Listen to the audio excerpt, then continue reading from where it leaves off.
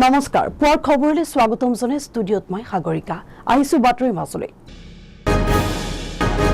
বিহাৰত চৰম নিৰ্বাচনী হিংসা পাটনাৰ পুনপুৰত জেডিইউৰ নেতাক গুলিয়াই হত্যা নিহত জেডিইউৰ যুৱ নেতা সৌৰভ কুমাৰ বাইকেৰে আহি সৌৰভ কুমাৰক গুলি চালনা চাৰি দুৰ্বৃত্তৰ পুৱতি নিশা সংঘটিত হৈছে এই ভয়ংকৰ ঘটনা দুটাকৈ গুলি লাগে সৌৰভ কুমাৰৰ মূৰত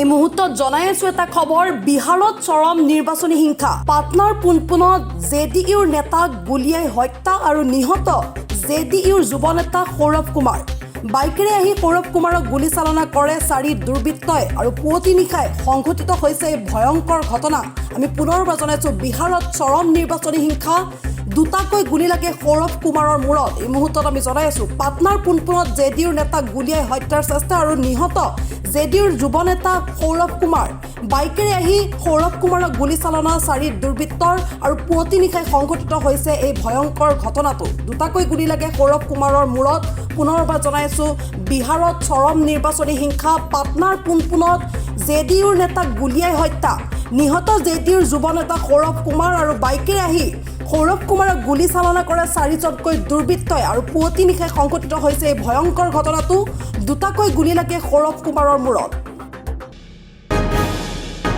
নলবাৰী জিলাত ৫, ৬, ৭ মে আৰু ৪ জুনত ড্ৰাই ডে ঘোষণা অহা ৭ মেত তৃতীয় পৰ্যায়ৰ নিৰ্বাচনৰ প্ৰতি লক্ষ্য ৰাখি এই ঘোষণা নলবাৰী জিলা আয়ুক্ত বৰ্ণালী ডেকাই এক নিৰ্দেশযোগে এই ঘোষণা কৰিছে ৫ মে বিয়লি ৫ বজাৰ পৰা ৭ মে বিয়লি ৫ বজালৈ ড্ৰাই ডে ঘোষণা ৪ জুনৰ ভোট গণনাৰ দিনা ভোট গণনা শেষ নোহোৱালৈ ড্ৰাই ডে ঘোষণা কৰা হৈছে জিলাখনৰ কোনো স্থানতে পুনৰ ভোট গ্ৰহণ হলেও বাহাল থাকিব এই নিৰ্দেশনা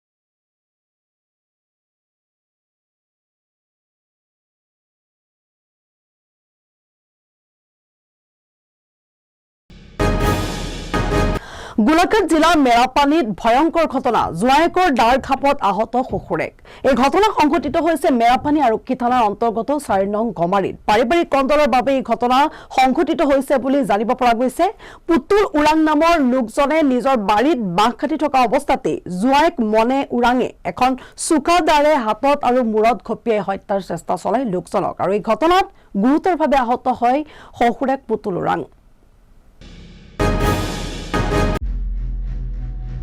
গোলাঘাট জিলাৰ মেৰাপানীত ভয়ংকৰ ঘটনা জোৱাইকৰ ডাৰ খাপত গুৰুতৰভাৱে আহত শহুৰেক এই ঘটনা সংঘটিত হৈছে মেৰাপানী আৰক্ষী থানাৰ অন্তৰ্গত ৪ নং গমাৰীত পাৰিবাৰিক কন্দলৰ বাবেই এই ঘটনা সংঘটিত হোৱা বুলি জানিব পৰা গৈছে পুতুল উৰাং নামৰ লোকজনে নিজৰ বাৰীত বাঁহ কাটি থকা অৱস্থাতে জোৱাইক মনে উৰাঙে এখন চুকা দাৰে হাতত আৰু মূৰত ঘপিয়াই হত্যাৰ চেষ্টা চলাই লোকজনক এই ঘটনাত গুৰুতৰভাৱে আহত হয় শহুৰেক পুতুল উৰাং লগে লগে তেওঁক পৰিয়ালৰ লোকে মেৰাপানী সমূহীয়া চিকিৎসালয়ত ভৰ্তি কৰে ইফালে অধিক ৰক্তক্ষৰণ হোৱাত চিকিৎসকে লোকজনক উন্নত চিকিৎসাৰ বাবে গোলাঘাটলৈ প্ৰেৰণ কৰিছে আনহাতে শহুৰেকক হত্যাৰ অপচেষ্টা চলোৱা জোৱাইক মনে উৰাঙৰ বিৰুদ্ধে পৰিয়ালৰ লোকে মেৰাপানী আৰক্ষী থানাত তৰিছে গোচৰ আমাৰ নন্দেকৰ জোঁৱাই হয় সৰু উপচোৱা আছে তাত গাখীৰ খাই 2 বছৰ 1 বছৰ হৈছে তাৰপিছত তাক মানে কাজিয়া চাজিয়া লাগি আমি তাক মাৰপিট কৰে সদায় মাৰপিট কৰি থাকে সেইকাৰণে ছোৱালীক আমি ঘৰত আনি থৈছোঁ কেঁচুৱা আছে লগত তাৰপিছত এই কেঁচুৱাটোক সদায় লৈ যায় সি গাখীৰ খোৱা কেঁচুৱাটোক লৈ গৈ মেলি আৰু দিনটো গোটেই থৈ মেলি আৰু ছোৱালীটোক কেতিয়াবা যদি আনিব যায় তাক আকৌ মাৰিব লয় পিটিব লয় কাটিব লয় এনেকুৱা কৰি থাকে আমাৰ ঘৰতো শান্তি নিদিয়ে মানে মানে অশান্তি কৰি মাৰিছে আৰু গোটেই ৰাতি দিনে কটাই লৈয়ে শুই থাকে, যাক চাই তাকে কাটিব বিচাৰে। সেইকাৰণে আমি মেৰাপানী থানাত এটা ৰিপৰ্ট দিম বুলি ভাবিছোঁ। আপোনালোকে কিবা এটা ব্যৱস্থা কৰি দিয়ক আৰু তাক মানে ব্যৱস্থা কি আগতো সোমাইছিলে এতিয়া দিলে না মেৰাপানী থানাত? এতিয়া আমি যাম বাৰু, ইয়াত দিছে, তাৰপিছতে কিবা এটা ব্যৱস্থা কৰিয়ে দিয়ক মানে বহুত দিগদাৰ কৰি আছে। কাটিলে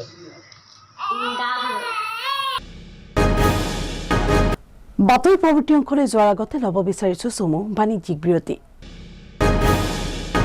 Join BSc Nursing and GNM at St. Martha Institute of Nursing, Guwahati under SM Group of Institutions. বিৰতিৰ পিছত পুনৰ উভতি আহিছোঁ বাতৰিৰ মাজলৈ। ওদালগুৰিত গাঞ্জা সৰবৰাহকাৰীৰ দৌৰাত্ম্য। ওদালগুৰি জিলাত উদ্ধাৰ 40 কেজি গাঞ্জা। AA02AF1141 নম্বৰৰ চাৰিচকীয়া বাহনেৰে কঢ়িয়াই আনিছিল গাঞ্জাখিনি। এগৰাকী মহিলাসহ দুজনক ইতিমধ্যে আটক কৰা হৈছে আৰু আটক ৰাণী মাৰিয়া আৰু কৰ্ণ বসুমতাৰী। মাজবাট আদৰ্শ গাঁৱৰ পৰা কঢ়িয়াই আনিছিল গাঞ্জাখিনি। এই মুহূৰ্তত জনাই আছো এটা খবৰ, ওদালগুৰিত গাঞ্জা সৰবৰাহকাৰীৰ দৌৰাত্ম্য। ওদালগুৰি জিলাত উদ্ধাৰ 40 কেজি গাঞ্জা। AA02AF1141 নম্বৰৰ চাৰিচকীয়া বাহনেৰে কঢ়িয়াই আনিছিল গাঞ্জাখিনি আৰু এগৰাকী মহিলাসহ দুজনক ইতিমধ্যে আটক কৰিছে। আটক ৰাণী মাৰিয়া, কৰ্ণ বসুমতাৰী। মাজবাট আদৰ্শ গাঁৱৰ পৰা কঢ়িয়াই আনিছিল গাঞ্জাখিনি। আমি পুনৰ এবাৰ জনাইছো, ৰাজ্যৰ ভিন্ন প্ৰান্তত অব্যাহত আছে গাঞ্জাৰ ৰমৰমীয়া বেহা আৰু তেনে সময়তে ওদালগুৰি জিলাত উদ্ধাৰ হৈছে 40 কেজিকৈ গাঞ্জা। AA02AF1141 নম্বৰৰ এখন চাৰিচকীয়া বাহনেৰে কঢ়িয়াই আনিছিল গাঞ্জাখিনি আৰু ইতিমধ্যে এগৰাকী মহিলাসহ দুজনক আটক কৰা হৈছে। আটক ৰাণী মাৰিয়া আৰু কৰ্ণ বসুমতাৰী। মাজবাট আদৰ্শ গাঁৱৰ পৰা কঢ়িয়াই আনিছিল গাঞ্জা। শিৱসাগৰত শোকাবহ পথ দুৰ্ঘটনা। থিতাতে নিহত জনপ্ৰিয় ইউটিউবাৰ অংকুৰ ৰাজ শৰ্মা। দৰিকাপাৰ NRLৰ সন্মুখত সংঘটিত হৈছে এই দুৰ্ঘটনাটো আৰু ৰখাই থোৱা মেজিকত খুন্দা মৰাৰ ফলতেই সংঘটিত হয় এই ভয়ংকৰ দুৰ্ঘটনা।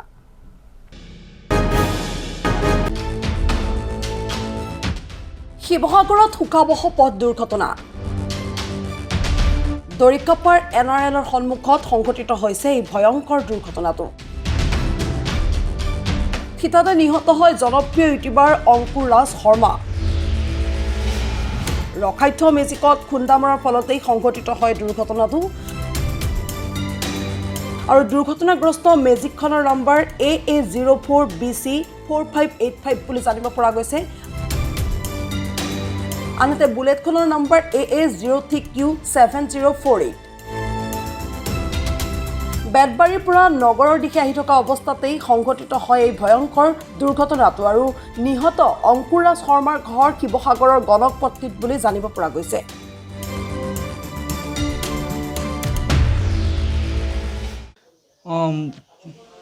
মই আপোনাৰ বেটেৰী ৰিক্সা চলাওঁ।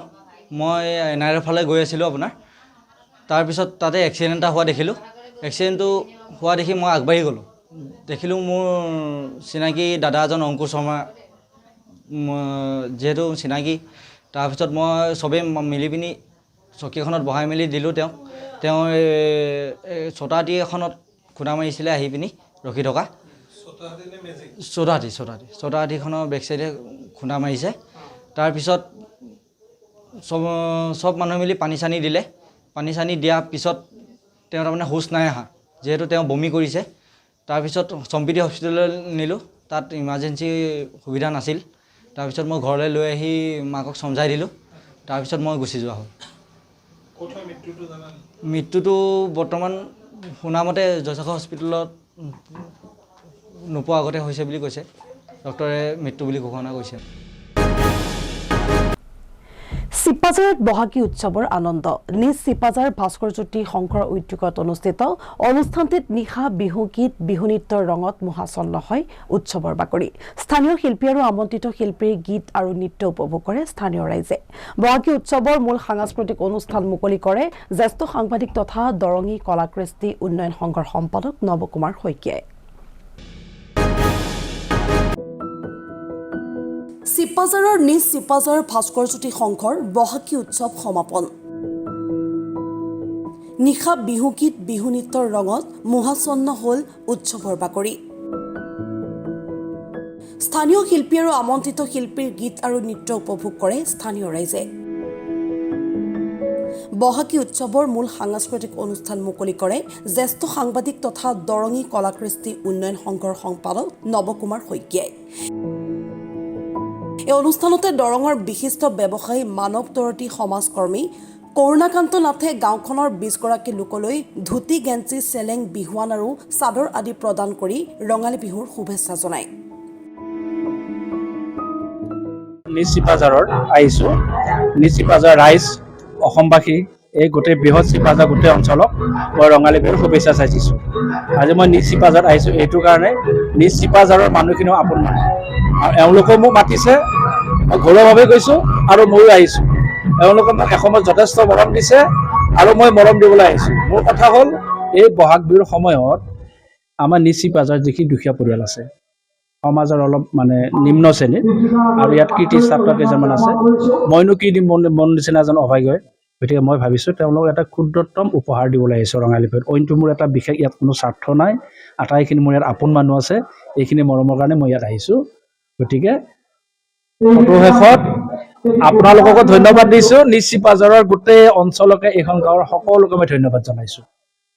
আৰু ইয়াৰ জৰিয়তে মই সকলোলৈকে ৰঙালী বিহুৰ হিয়া ভৰা ওলগ যাচিলোঁ। প্ৰথমে ধন্যবাদ জনাইছোঁ কিয়নো আমাৰ এই মানে অঞ্চলটোত বিশিষ্ট সমাজকৰ্মীৰ লগতে বিশিষ্ট উদ্যোগপতি ঢেকীয়াজুলিৰ মোৰ কাষতে আছে এখেত শ্ৰী কৰুণাকান্ত মেধিদেৱ। এখেত আমি সকলোৱে জ্ঞাত যে এখেতে সমাজৰ লগত জড়িত হৈ বৰ্তমান সময়ত যিকেইবিলাক মানুহ মানে পিছ পৰি আছে তেওঁলোকক আৰ্থিক হওক বা নিজৰ যি হাতেৰে পাৰে যিখিনি সহায় কৰি আহিছে তাৰ লগতে এখেতক মই এই অনুষ্ঠানটোৰ জৰিয়তে ধন্যবাদ জনাইছোঁ। আজিৰ এই আমাৰ অনুষ্ঠানটো ৰাতিপুৱা সামূহিয়া চাফাইৰ আৰম্ভণিৰে বন্তি প্ৰজ্বলন, গছপুলি ৰোপণ আৰু ইয়াৰ উপৰিও আমাৰ আজিৰ সাংস্কৃতিক সন্ধিয়াৰ বিশেষ আকৰ্ষণ দুগৰাকী আমাৰ জনপ্ৰিয় কণ্ঠশিল্পী হৃষিকেশ প্ৰতিম শৰ্মাৰ লগতে জোন মানসীৰ গীতৰ শৰাই আছে। আজিৰ এই অনুষ্ঠানটো আমি বিশেষভাৱে আমি সকলোৱে জ্ঞাত যে মই এইমাত্ৰ কৈ উঠিছোঁ যে কৰুণাকান্ত মেধিদেৱ আমাৰ সকলোৰে পৰিচিত। এখেতৰ দৰে আমাৰ মহান মনীষীগৰাকী আমাৰ এই অনুষ্ঠানটোত পাই আমি নথৈ আনন্দিত হৈছোঁ। এখেতক এই আপোনালোকৰ জৰিয়তে মই ধন্যবাদ জ্ঞাপন কৰিছোঁ। আকৌ এবাৰ ধন্যবাদ জ্ঞাপন কৰিছোঁ আমাৰ আহি আজি এখন্তেক দেখা দিয়াৰ বাবে। এইখিনিয়ে আৰু লগতে এখেতে আমাৰ গাঁৱৰ কিছু লোকৰ বাবে এখেতে আমাৰ কিবা সহায়ৰ হাত আগবঢ়াইছে। ইয়াৰ জৰিয়তে আকৌ পুনৰবাৰ মই ধন্যবাদ জ্ঞাপন কৰিছোঁ। কলিয়াবৰৰ চুলুঙত ভয়ংকৰ পথ দুৰ্ঘটনা, নিয়ন্ত্ৰণ হেৰুৱাই ৰাষ্ট্ৰীয় ঘাইপথৰ পৰা বাগৰিল 12 চকীয়া ট্ৰাক। দুৰ্ঘটনাৰ ফলত বাহনখনৰ বিস্তৰ ক্ষতি হয় যদিও কথামপি প্ৰাণ ৰক্ষা পৰিল চালকসহ 3 আৰোহীৰ। দুৰ্ঘটনাগ্ৰস্ত বাহনখনৰ নম্বৰ AS25FC1699। ট্ৰাকখন ধেমাজিৰ পৰা মৰিগাঁও অভিমুখে আহি আছিল বুলি জানিব পৰা গৈছে। কলিয়াবৰৰ চুলুঙত ভয়ংকৰ পথ দুৰ্ঘটনা, নিয়ন্ত্ৰণ হেৰুৱাই ৰাষ্ট্ৰীয় ঘাইপথৰ পৰা বাগৰিল 12 চকীয়া ট্ৰাক। নিশা প্ৰায় 12 বজাত সংঘটিত হৈছে এই পথ দুৰ্ঘটনাটো। দুৰ্ঘটনাৰ ফলত বাহনখনৰ বিস্তৰ ক্ষতিসাধন হয় যদিও কথমপি প্ৰাণ ৰক্ষা পৰে চালকসহ 3 আৰোহীৰ। দুৰ্ঘটনাগ্ৰস্ত বাহনখনৰ নম্বৰ হৈছে AS25FC1699। ট্ৰাকখন ধেমাজিৰ পৰা মৰিগাঁও অভিমুখে আহি আছিল বুলি জানিব পৰা গৈছে। ঘটনাস্থলীত স্থানীয় চুলুং আৰক্ষী উপস্থিত হৈ উদ্ধাৰ অভিযান অব্যাহত ৰাখিছে। 12টামান হ'ল আহি আছোঁ মই আৰু আগতে এটা গাড়ী গৈ আছে মানে অলপমান চপাই দিলে মই অলপ কাটি দিওঁ, নিচত সোমাই গ'ল গাড়ী। গাড়ীত কি আছিলে? গাড়ী খালী আছে। ক'ৰ পৰা ক'লৈ গৈ আছিলে? মানে মই ধেমাজিৰ পৰা মৰিগাঁও গৈ আছোঁ। কোনোবা দুখ পাইছে নেকি? নাই, দুখ পোৱা নাই, অলপ দুখ পাইছোঁ, ড্ৰাইভাৰটো অলপ দুখ পাইছে। কি গাড়ী আছিলে? 12 চকীয়া ট্ৰাক। ঘটনাটো কেতিয়া হৈছে? কেতিয়া হৈছে? এইটো 12:10 মান হ'ল ৰাতি। কোনো আঘাত হোৱা নাই? নাই, অলপ মই দুখ পাইছোঁ, অলপ লগত হিন্দীমেনটো দুখ পাইছে। গাড়ীৰ ক্ষতিসাধন হৈছে নেকি? গাড়ীটো অলপমান ক্ষতি হ'বই আৰু পাল্টি হ'লেতো ক্ষতি হ'বই। চৰাইদেউ জিলাৰ সোণাৰী উপসংমণ্ডলৰ অন্তৰ্গত নগৰখনৰ প্ৰায় সমূহ উচ্চ বৈদ্যুতিক ক্ষমতাসম্পন্ন ট্ৰান্সফৰ্মাৰসমূহত লতা গছবনে লৈছে ভয়ংকৰ ৰূপ ৰাজপথৰ কাষতে থকা উন্মুক্ত ট্ৰান্সফৰ্মাৰসমূহৰ কাষেৰে সাধাৰণ ৰাইজ কণ ছাত্ৰ ছাত্ৰীৰ লগতে ঘৰচীয়া জীৱ জন্তু কিন্তু কোটি কোটি টকা ব্যয় কৰি বিদ্যুৎ বিভাগক আধুনিকৰণ কৰা হৈছে যদিও সোণাৰী বিদ্যুৎ বিভাগৰ ফুপুলা স্বৰূপ উদঙালে ট্ৰান্সফৰ্মাৰসমূহে চাৱাহক চৰাইদেউৰ পৰা পৰিস্মিতা ফুকনৰ এক প্ৰতিবেদন হয় আজি মই উপস্থিত আছোঁ চৰাইদেউ জিলাৰ সোণাৰী নগৰৰ মাজমজিয়াত সোণাৰী নগৰৰ বিদ্যুৎ বিভাগৰ যি আজব কাণ্ড দেখিলে হয়তো চকু কপালত এটা 7 কেবিৰ যিটো যি মৰণ ফাণ্ডত পৰিণত হৈছে বুলি ক'ব পাৰি কাৰণ চাৰিওফালে দেখিছে আপোনালোকে কেনেধৰণে জাবৰ জোথৰ মানে ঘাঁহ লতা আৰু এইবিলাকে ভৰি পৰিছে এইটো ৰাস্তাইদি কণ ল'ৰা ছোৱালী স্কুললৈ অহা যোৱা কৰে আৰু এইফালে বিভিন্ন ধৰণৰ যান বাহন এইফালে অহা যোৱা কৰি থকালৈ পোৱা যায় আৰু ইয়াত গৰু ছাগলীও আহি লতা তাত দেখিবলৈ পোৱা গৈছে এই ঘৰটো হয়তো কেতিয়াবা আজব ঘটিব বিভাগৰ লাখ লাখ টকা খৰচ কৰি তেওঁলোকে যি আধুনিকীকৰণ কৰি আছে বুলি লাখ লাখ টকা খৰচ কৰি আছে কিন্তু আকে কোনো ধৰণৰ আধুনিকীকৰণ আৰু এয়াই নহয় আৰু হয় আপোনালোকে দেখিব পাইছে যে আজি বিদ্যুৎ বিভাগে যি এই উন্নতিকৰণৰ কথাটো কৈছে আৰু ইমান লাখ লাখ টকা খৰচ কৰি পেলাই আমাৰ এই ট্ৰান্সফৰ্মাৰখিনি আৰু বিদ্যুতৰ উন্নতিকৰণৰ কাৰণে লাগি আছে আৰু এই ইমান লাখ লাখ টকীয়া মানে এই বিদ্যুতৰ আঁচনিখিনি লৈ আহি আৰু যি আজি এই জংঘলৰ যি দুৰৱস্থা দেখিব পাইছে ইয়াত এই বিপদৰ সংকেত আমি দেখিব পাইছোঁ যে ইয়াত সকলো ছাত্ৰ ছাত্ৰী অহা যোৱা কৰি থাকে আৰু এই জংঘলত এনেকুৱা জংঘল হৈ থাকিলে কালি তাৰিখত ডাঙৰ বিপদ ঘটিব বুলি আমি মানে গম পাইছোঁ গতিকে বিদ্যুৎ বিভাগে মানে ইয়াৰ ওপৰত সোনকালে ব্যৱস্থা গ্ৰহণ কৰিব লাগে বুলি মই অনুৰোধ জনালোঁ ভোট বৰ্জনৰ সিদ্ধান্ত বাতিল শৰণীয়া কছাৰী জনগোষ্ঠীৰ মন্ত্ৰী ৰণোজ পেগুৰ সৈতে বৈঠক জনগোষ্ঠীটোৰ সংগঠকৰ চৰকাৰৰ দুতলীয়া কাণ্ডত ভৱিষ্যত অন্ধকাৰ শৰণীয়া কছাৰীৰ এই সন্দৰ্ভত আমাৰ এক প্ৰতিবেদন নিৰ্বাচনী প্ৰচাৰৰ মাজতে শৰণীয়া কছাৰী জনগোষ্ঠীক নেতৃত্ব দিয়া কেইবাটাও সংগঠনৰ সৈতে বৈঠক কৰিবলৈ বাধ্য হ'ল চৰকাৰ ৰাজ্য চৰকাৰৰ হৈ ভৈয়াম জনজাতি কল্যাণ মন্ত্ৰী ৰণোজ পেগুৱে শৰণীয়া কছাৰী জনগোষ্ঠীৰ কেইবাটাও সংগঠনৰ সৈতে বৈঠকত বহে এই বৈঠকত জনগোষ্ঠীটোৰ জনজাতিৰ প্ৰমাণপত্ৰৰ সমস্যা সমাধানৰ আশ্বাস প্ৰদান কৰে মন্ত্ৰী পেগুৱে ৰণোজ পেগুৰ আশ্বাসত আশ্বস্ত হৈ শৰণীয়া কছাৰী জনগোষ্ঠীৰ লোকসকলে ভোটদান কৰাৰ সিদ্ধান্ত লয় উল্লেখ্য যে কিছুদিন পূৰ্বে শৰণীয়া কছাৰী জনগোষ্ঠীৰ কেইবাটাও সংগঠনে ভোট বৰ্জন কৰাৰ সিদ্ধান্ত লৈছিল জনজাতিৰ প্ৰমাণপত্ৰৰ সমস্যা সমাধান নকৰা পৰ্যন্ত ভোটদান নকৰাৰ সিদ্ধান্ত লৈছিল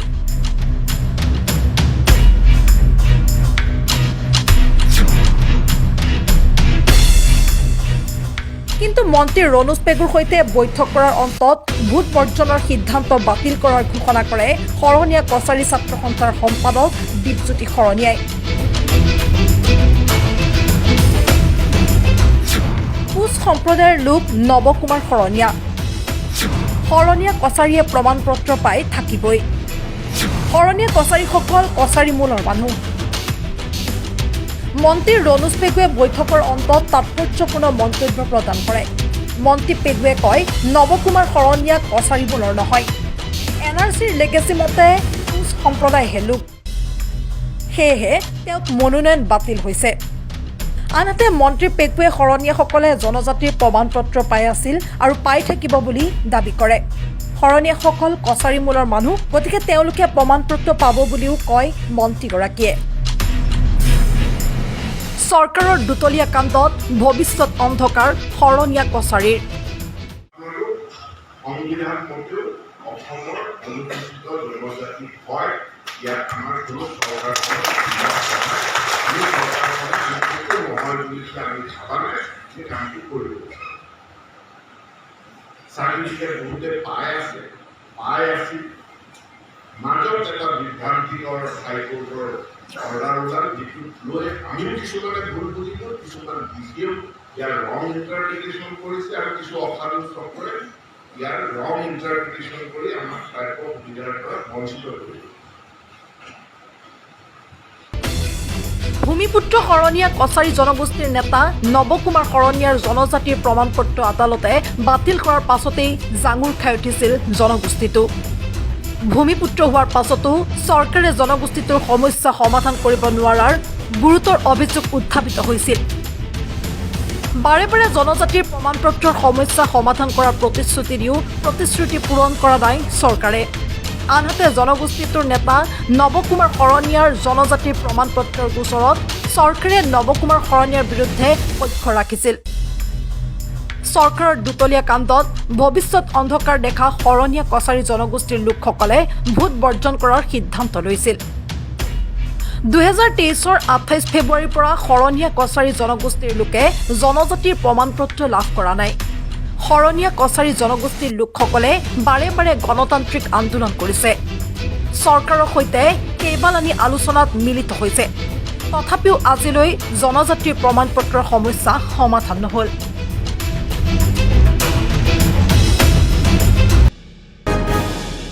পথৰ দাঁতিত পুৰি কচুৰি বিক্ৰী কৰিছে এগৰাকী উচ্চ শিক্ষিত যুৱতীয়ে। দেখাই শুনি চকুত লগা যুৱতীয়ে নিজৰ সংগ্ৰামৰ কাহিনী বৰ্ণনা কৰি ভাইৰেল হৈছে। চশমা, জিন্স পেণ্ট, টি চাৰ্ট পিন্ধি নিজেই পুৰি বনাই বিক্ৰী কৰি আছে যুৱতীয়ে আৰু পকেটত আছে বাহনৰ চাবি। কথোপকথনতো যথেষ্ট স্মাৰ্ট। আৰ্থিক অৱস্থাৰ বাবেই এই বৃত্তিৰ সৈতে জড়িত যুৱতীগৰাকী। এই সন্দৰ্ভত চাওঁ আহক আমাৰ এক বিশেষ প্ৰতিবেদন।